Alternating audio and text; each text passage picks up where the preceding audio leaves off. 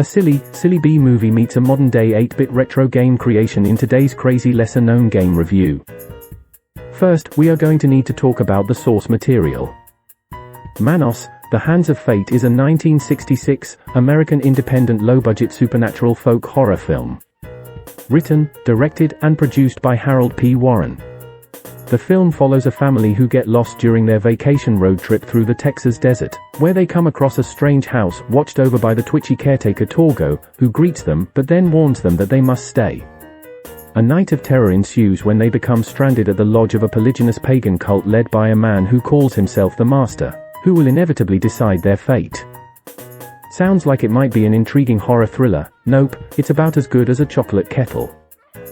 Harold P. Warren was a manure salesman from El Paso, Texas, who placed a bet and managed to accumulate $19,000, a decent sum at the time. He then recruited several actors from a local theater, and a couple of models from a modeling agency. The goal? To create a horror movie. The problem?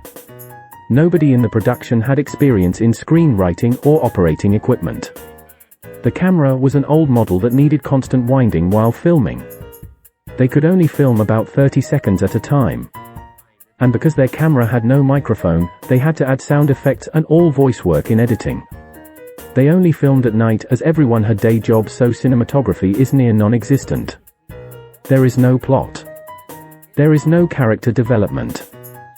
I should mention that I love B-movies and grindhouse exploitation films, and even for me it's a broken so bad it's good affair. Over the years it has developed a cult reputation as one of the worst films ever made. The film has been criticized for continuous deficiencies in editing, continuity, audio-visual synchronization, pacing, and acting, as well as several inexplicable and disconnected scenes, such as a nameless couple repeatedly shown kissing in a distant car and the Master's wives breaking into catfights. The whole thing is an hour and 14 minutes of incomprehensible nonsense. On the International Movie Database, Manos has a score of 1.9 out of 10. On Rotten Tomatoes, Manos has a 0% rating. Just awesome then. A video game inspired by the movie was developed and published by Freak Zone Games in 2012. It has retro graphics and sound inspired by the 8-bit era of video games, such as Wonder Boy, Mega Man, and Super Mario Bros. It was initially made for the Nintendo Entertainment System and later ported to Windows and Android. The idea of creating a Manos-themed video game was a running joke between developer Sam Beddoes and his friend. Beddoes realized the film was in the public domain and that making such a game would be legally possible.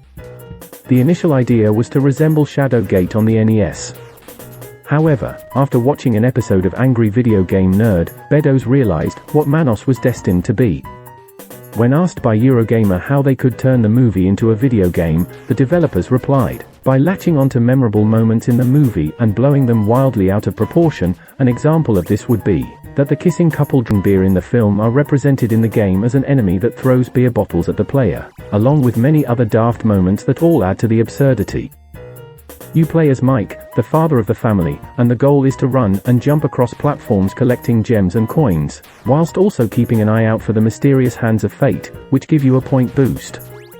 There are different types of guns available. There are also vehicle levels where Mike flies a plane.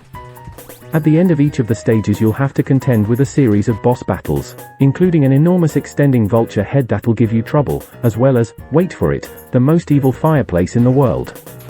They may seem like laughable situations, but these boss battles are just as challenging as any classic 8-bit game. The stage design sometimes deviates from the movie to make fun little nods to many other bad movies from the same era. In fact, there's an entire world that is themed like Plan 9 from Outer Space, the Ed Wood Jr. classic. The game all in all is pretty easy, but with some strangely difficult bosses and moments throughout. The final boss, the Master, is the easiest of all. But I'm telling you, it's fun. This game, like the movie, is an albatross. You may never see its kind again. So, have you played it? Let me know what you thought in the comments.